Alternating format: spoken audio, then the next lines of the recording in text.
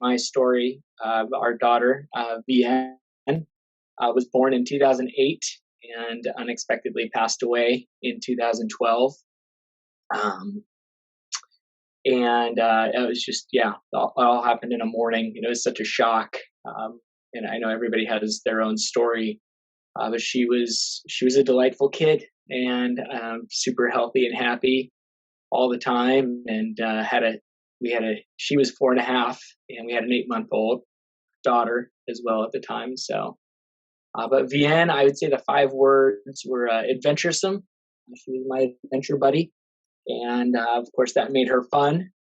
She was also silly, goofy, kind of hyphenated word. Also very creative. We loved our crafts and just coming up with stories and playtime things to do. And then she was just a beautiful kid, inside and out. She was kind to others, and was pretty darn photogenic as well. So she takes after her mom.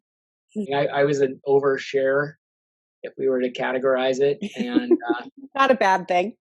no, I mean, as a guy too, you realize how rare that is as a Yeah. dad. But I found comfort and I shared everything too often. And so I just wanted people to know my story, especially having started in a new career and a new Mhm. business with new people that had never met BN. And that was really hard. There's some comfort in sticking around supportive people who actually knew your daughter, your kid. We had our campfire on the beach. Another dad, Christian, and I, we built a sand turtle just because, and it was fun. It's interesting. So I interviewed Christian yesterday, and he brought up the sand turtle as well. Yeah, I that's I'm going to stereotype, and I will because people do. It's guys. We like to do things. Of course, there are guys who prefer to talk, and there's guys who prefer to be alone. But I think in general, most guys bond over doing stuff. And I think I'm fortunate in that I have a core group of guy friends that I've been, 6 to 8 guys over the years that we've stayed connected over 15 years, longer than I've been Wow. married. And that's been critical. I think I know, but yeah, I think just doing something with another dude is awesome because you can talk if you want. Sometimes you grunt a response, and that's enough, and we get it. Right. We interpret it correctly or not, but doing something and building a sand turtle was what we got to do. One is allowing, looking, gosh, how to phrase it, allowing yourself the opportunity to even think about looking for joy, Mm. happiness, and not feeling guilty about it. Uh, I think that's a big focus and one that a lot of parents struggle with, and not feel guilty because I mean, obviously, time passes. For us, it had been 4 years. Now it's been 9, and of course, you laugh and Right. your heart feels good, and more and more, you have these moments of normalcy. Uh, but especially earlier on, you feel guilty about laughing. You do it, and then you're like, "Why am I laughing?" Yeah. So that's a struggle, and that's a journey that I would assume every parent walks. But then I think the other lesson is just regarding space, just the really focusing on how do you take space and how do you use that space and to help yourself and to help your family and maybe even help others. So, What's been the most surprising thing to you in this experience of losing a child? uh, I think that goes back to probably being a dad who's lost a child. Is what's surprising is how uncomfortable others are in talking about your loss and your grief and your journey, to the point where even if you develop a I don't know, a confidence to talk about your kid, because we will always say we have 2 kids. One of them's right here, and the other one's not with us. right now. And you work really hard in order to have those answers and share that with even your friends and your family, to share with them honestly, but let Mhm. alone strangers. But man, people get really uncomfortable really quick, and it's just a bummer because everybody likes to talk about their kids. Yeah. So So how do you negotiate through that? And you may negotiate it in different ways depending on different circumstances and different people. But um, what would you offer to others that are dealing with the same thing? sure. No, and my wife and I approach that very differently. She wants to have the safety first, and then she'll Hmm. share. I'm a little bit more bullheaded, and I share, and then see how they react. And if they're nice and good about it, and compassionate about it, then we can talk more. And if they're not, then you put them in a box and say, okay, well, you don't deserve to know more Hmm. about my kids, and I'm sorry. Hopefully, you might grow into that for somebody else someday. But that's a wonderful, and I would say for sure that there were some other parents at Ohana Oasis that did. This was their first time being with a group of people where you get to share everything and anything that you're comfortable with, and it can be this much or it could be this much, but you it's safe. It's a safe space.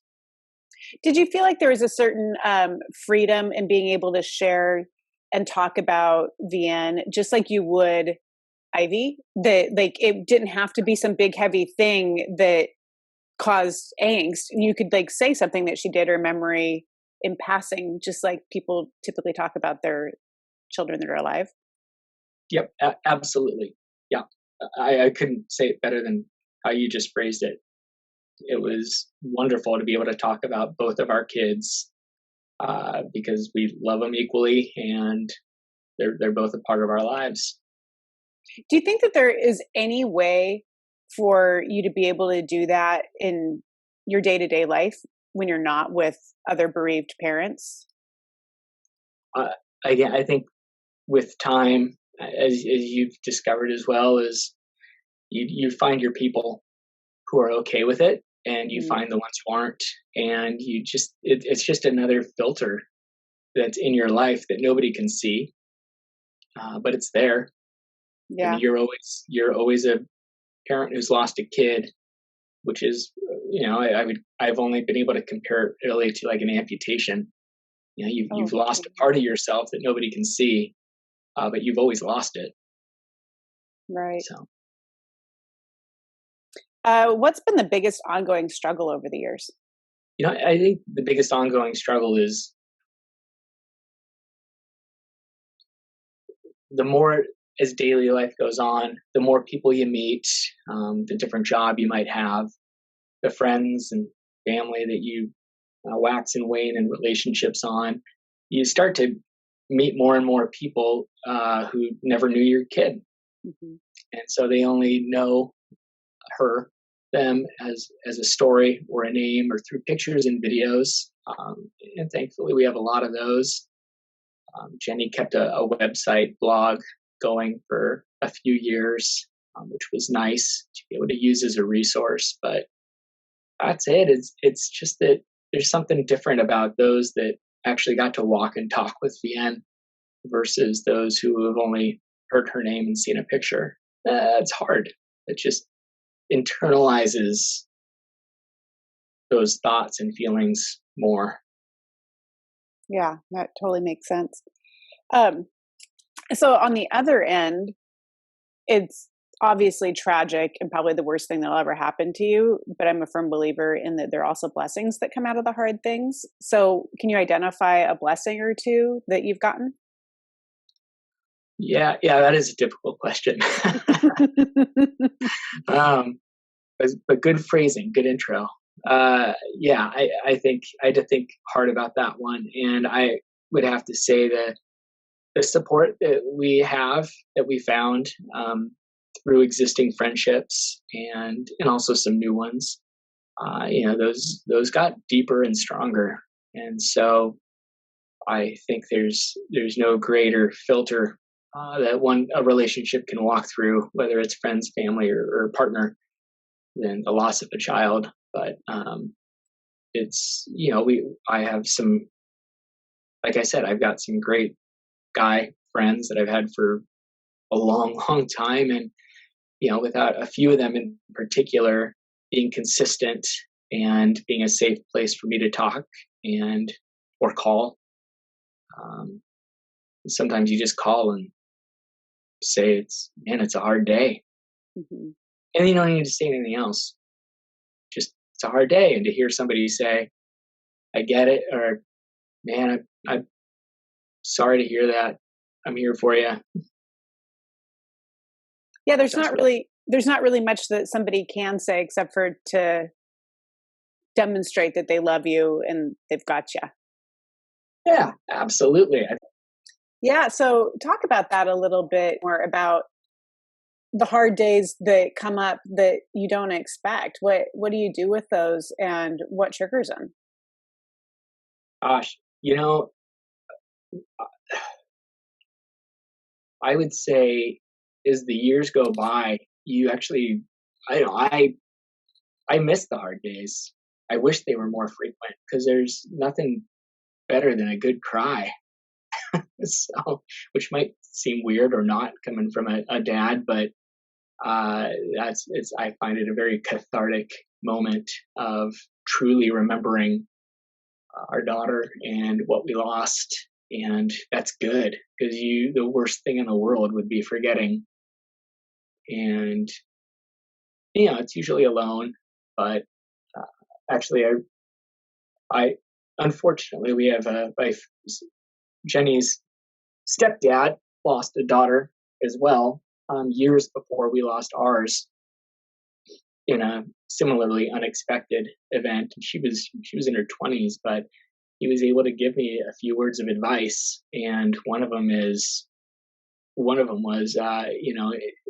embrace your tears while you have them, because as the years go by, you're probably going to have less of them, and you're going to miss them.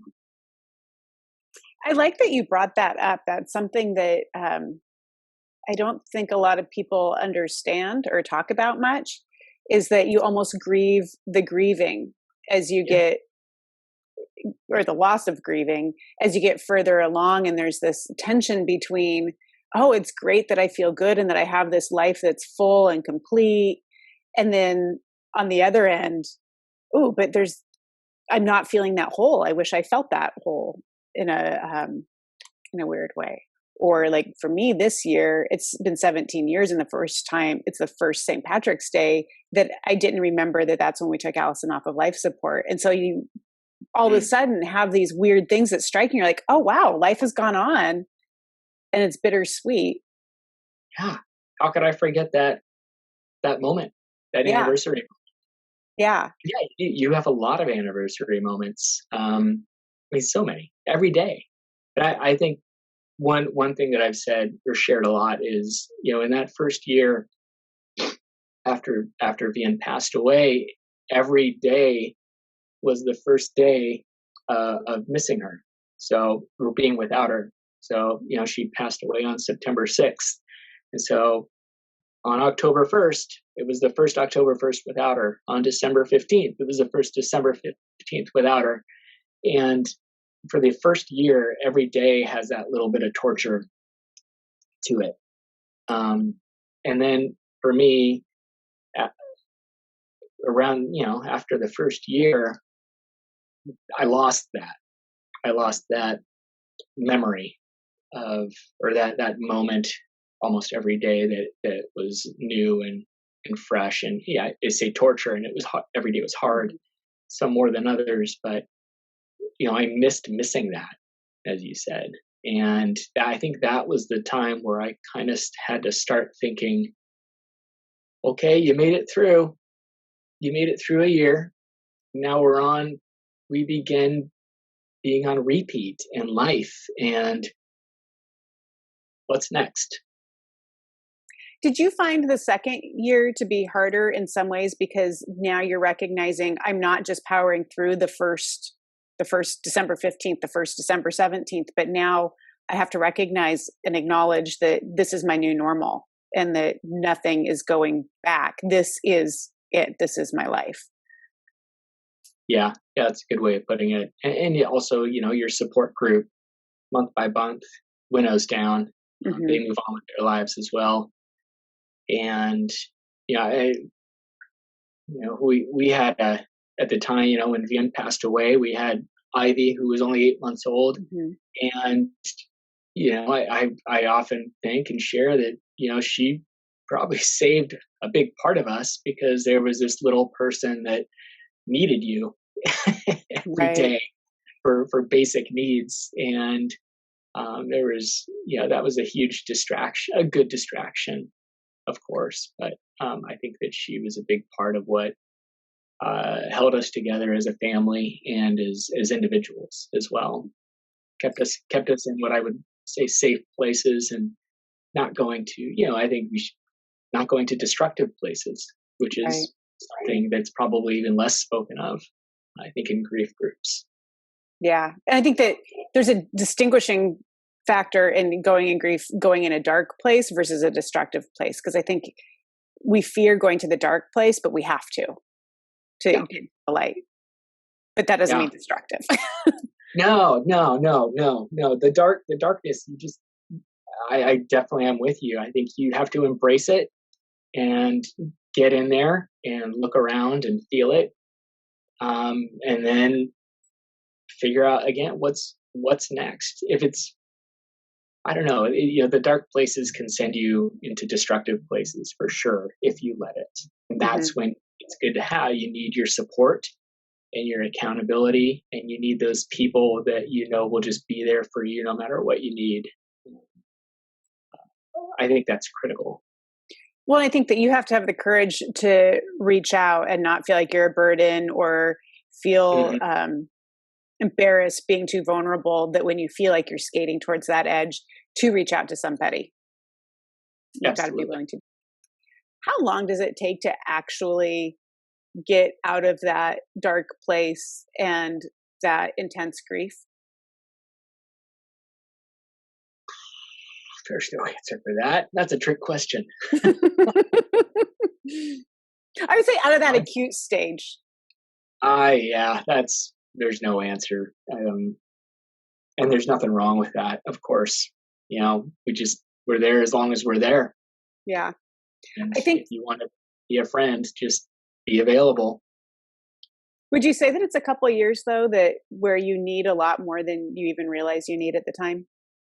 Yeah. Another thing that I've shared before that is held true over the last 9 years is, realizing at some point that, the day that Vian passed away was also, the person that I was, the Mark that I was, also passed away. He died. Whatever path I was on didn't exist anymore. And so there is this, not only is there, if I were to put it in 2 stages, there's survival, and then there's self-discovery. So you survive the trauma, and then you have to realize that you're a different person, and you got to figure out who you are. And that it could go a lot of different ways, and you can make a lot of different choices. Then you've got to figure out if you have a partner, if your partner still likes you, and if you still like them, and hopefully you do. But there's a lot of papers and studies that say that losing a child is one of the hardest things on a relationship. And maybe, I don't know, maybe it's because people don't take the time to get to know each other again.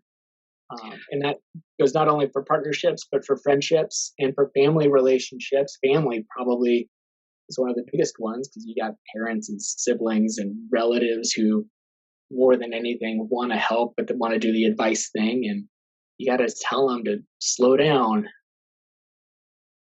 You have a new person here, and he's discovering who that new person is, and I'm going to make some mistakes. I'm going to make some bad decisions. before I make some good decisions. I really like that you're talking about on several fronts that you are a new person and you're an evolving person that doesn't even know who you are really, and that friendships and family relationships are very much going to evolve and change, and especially with friendships, you may not have the same friendships when you look 5 years later. Yeah. Very different friend group, most likely. I mean, I feel like I lucked out. I would say maybe one of the more personal things is, as a guy, it's been really hard to make new friendships Hmm. since that moment. We have a church community, and it's been hard to find a new church community because I don't know, it's hard to share your story and find the empathy that you would expect to find. That's our story. I hope that others are more successful in it, but and I think a therapist would quantify it with the word boundaries. You You learn gotta have, boundaries, don't you? you gotta have your boundaries. Yep. Relationships and marriages, and you talked about that you are both new people, and do you still like each other? And I think it's also I think that's totally right, and it's also different grieving styles, and um, they may not mesh, and you may have expectations or they may have expectations that neither of you can meet, because when you're going through grief, especially in the beginning, you're doing everything you can to stay afloat. Um, we were we were lucky in the sense that my wife and I were able to. We talked about things.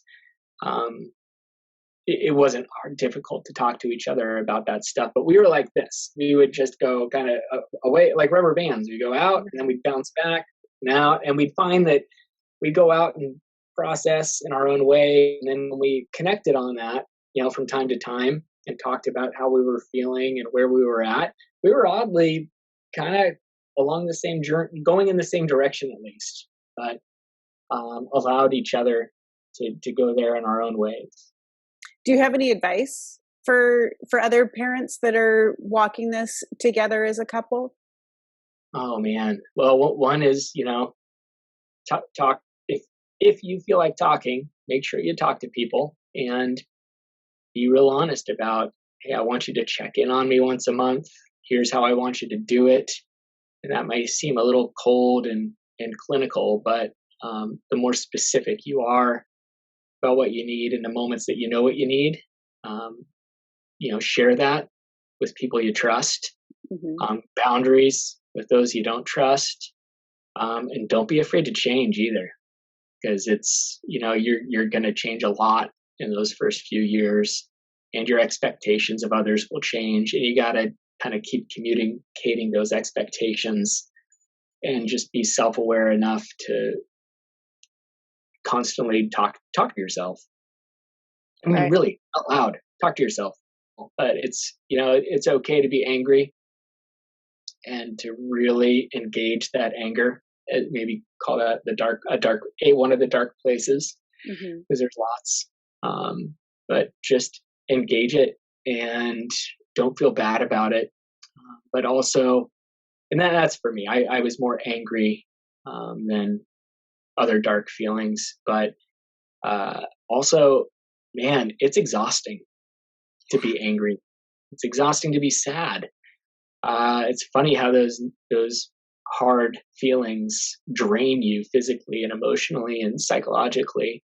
And so, while you're allowing yourself to feel that fully, also know that it's okay to let it go, even if you decide to let it go for a day at a time, but take it in baby steps. I think it's pretty obvious to say that those aren't healthy things to live in permanently. Right. But you have to acknowledge them to not live in them, I think. Totally. Well, yeah, they're part of life. Yeah. If you're not angry There's something from wrong with time to you. time, we got bigger things to talk about. Yeah. You might be a little numb. Yes. Which there is, I think that there is a level of feeling safe and being numb sometimes when you're Yeah. going through immense loss. And Yeah. it's easy to get to that place, and then to try to extract yourself to feel the feelings again can sometimes be difficult. Now you can block things psychologically, you can block them physiologically. A lot of ways to deny yourself living. Yeah. How do you continue to honor Vian, both in like anniversaries, birthdays, holidays, and then also just in the everyday? You know, we've got pictures of her all over the place. That's one thing. An easier thing for us is that she has a little sister who wants to know about her, Mm. and so we talk about Vian. We talk about how how she was and what she did, and then we also allow ourselves to talk about what it would be like if she was here, which is hard. Hmm. You know, we just went on a 1,000-mile RV road trip Wow. across Oregon, just Wow. the three of us and the dog. And for most of that trip, I was driving, Jenny was in the middle at the kitchen table, and Ivy was in the very back rolling around on a queen mattress. And that was great. Everybody was comfortable, but there was a moment in that trip where I just couldn't help. I looked to the side at this empty co-pilot seat as I'm Mm. driving through these beautiful canyons and areas, and they're back there having fun, and that's perfect because that's what you want. But Right. God, if Yen were here, she'd be. It took me a while to figure out how old she'd be. It's like, is she Hmm. a teenager yet? I feel bad about that, not knowing, but I'm pretty sure she'd be 12. And either she's 12 or she's 13, but she probably would have been upright beside me, and maybe stuck on a phone. I don't know, but at least she probably would have been there. Right. And I probably would have had a special little co-pilot buddy, and that brought one of those happy, sad moments of your heart clenches up, the tears, watery eyes start coming, and you're like, oh, I'm glad this happened. Yeah. And then I got to share that actually as our youngest. She came up and got to ride in front with me on some of the safer stretches, and we talked about it. I'm like, could you imagine if you had your older sister was here? Like, you guys probably would have been fighting over the front seat, or kicking each other bed on the back, and arguing about what show to watch next on the iPad. It'd be delightful. Nice. Nice. Um, what do you wish someone had told you at the beginning of your journey through grief? We got. We've talked about the advice thing. We got a lot. People will say what they think are the kindest things that will strike you the most cruelly, Mhm. and you just gotta forgive and forget. They don't know. They're trying. They're failing. You don't have to tell them they're failing, but or you might if they're close and they're going to stay in your life. You should probably Yeah. say that's probably not a good thing to say. And if they're also, I think one bit of advice is, there are people that will come out of the woodworks. Um, and they'll come for a hug and they want to support you, and you're like, gosh, we were never such close friends before. But this person is like, they're sending flowers and texts and notes and doing all these wonderful things. Um, if they disappear in a couple months, try not to take it too personally because they're probably trauma hopping. Yeah. There will be hopefully not many, but there will definitely be one, and you just got to let them move on and not take it as hard as it is. It's gonna hurt, but they're out there, and they're that's just I don't know. It's their heart. They're trying to do the right thing, but they're kind of addicted to trauma. So that's probably one thing that nobody warned me about very well. Well, and you're actually the first one to bring it up, and yet I think that everybody has gone through it. So Yeah. I'm glad that you did bring it up. That there are definitely those that I like that phrase, trauma hopping, Yeah. the people that show up like that. And for the ones that you know that they mean well and trying to forgive and all of that, one of the pieces that a lot of people talk about is that you don't have the emotional capacity at the beginning to hold the space and work through the relationships and educate those other people. So how do you negotiate like having your boundaries of like, I don't have it in me to tell you what and how and to forgive right now, but then also in the long run, knowing that you need to do that or that you should. You don't need to do anything. That's a question I don't know that I know the answer to, other than try and just tuck it away. Just remember that for the future when it happens, and draw strength from them with what they're giving. Maybe that's the thing, is just say, hey man, you're in a grieving place. Take what you can take. Um, Use what you can use. Don't feel guilty about it. Um, Obviously, you're not being abusive. If people want to help you and support you, but it's yeah, maybe that's a good way of saying it or summarizing it. Be okay receiving. And some others that I've met have started some. You yourself have started some wonderful organizations that do a lot of good out in the world, and we were inspired to try something that as well. But the people that I talked to basically said, "Careful what you create, because it will bear the name of your child. Really, it maybe literally or just in your heart, and that's something that will be really hard to let go if you need to." And yeah, I'm glad that you brought that up. And I will say that, speaking about like Ohana Oasis, as much as I felt driven to do it, or I felt driven to do something early on, um, I didn't end up doing it and starting it until 2013, and she passed away in 2004. So it was 9 years before I actually did anything. well, I think passion, just like anger, is something that burns out pretty Yeah, quickly, relatively speaking.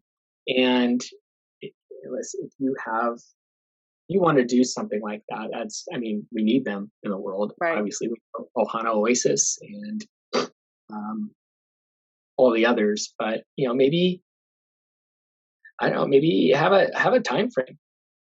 Maybe say I want to do this for 5 years, and then I'm gonna allow myself to say it was good and it accomplished a goal, and either set a new goal or I don't know, do something different. Or yeah, I'm glad Ohana Oasis isn't doing something different. We are doing something. We are. We're reaching more We're people, constant. Yeah, we're but constantly to evolving. adapt and evolve, and also to stop. Yeah. I think I have, I work with retailers a lot, and especially startup businesses, mom and pops. And if somebody comes to me and they say, "Hey, I want to start a restaurant," at first I'm like, crazy. Um, Do you know the profit margin on that? yeah. And then, but the second question I have is, hey, listen, if you haven't heard from somebody else, take it from me and tuck it away. But you need to have an exit plan from this business plan. Hmm. And if you don't have an exit plan, you're going to be really disappointed down the road. So That's great advice. I've heard of a lot of grieving dads who take on home projects, probably kitchen. Um, So, what's one thing that you would like to share with people that they don't already know? And that could be people that have not gone through grief. Like, I just wish people would understand this. I think just knowing that, it never changes, or the grief never goes away, and that's okay. Grief is not something to fix. What you've lost is lost. It really is. And uh, even as I learned my new have been and am learning my new self, I still am missing a daughter in my daily life, and that's tough and that's hard. I was somebody whose kid is diagnosed with cancer. Hmm. Like, as a parent of a deceased kid, it's almost like you. I don't know if you've ever felt this, but I feel like if there's somebody whose kid has cancer and terminal, and like it's just a matter of a year or two, Hmm. like I feel like the albatross. Like Totally. I don't want to. I don't want to say anything because Oh, they don't want to totally. relate. They don't want to. I could just imagine they don't want to relate to me. Yeah. They still have that hope, no matter how big or small. And I remember even feeling that because the church that we were going to, and Allison was going through her treatment and stuff, there was a family that had lost their child, and they came up to me and like, "Oh, if you ever want to talk," and I was like, "I don't want to talk to you. Why would I want to talk to you?" Like, and of course I didn't say that, and I didn't even like really consciously articulate that, but I definitely, there was that visceral Yeah. Yeah. reaction, So it's like which makes you're sense. waiting in the wings and you want to help and you want to do something, but yeah, you don't want to be the harbinger of death. Yeah. That's like a, I don't know, a sub chapter somewhere. See, Yeah. guys, dads want to talk too. Yeah, I think I said that when I stood up at the one of those events. It's like this is a Hmm. chance for me to share VN with a room full of 50 to 100 people. Captive Of course I'm audience. here. Yeah. Yeah, yeah, you get to hear the name VN, which I think is also really cool. Don't steal Yeah. it. All Right. right, take care, Bye. Heidi.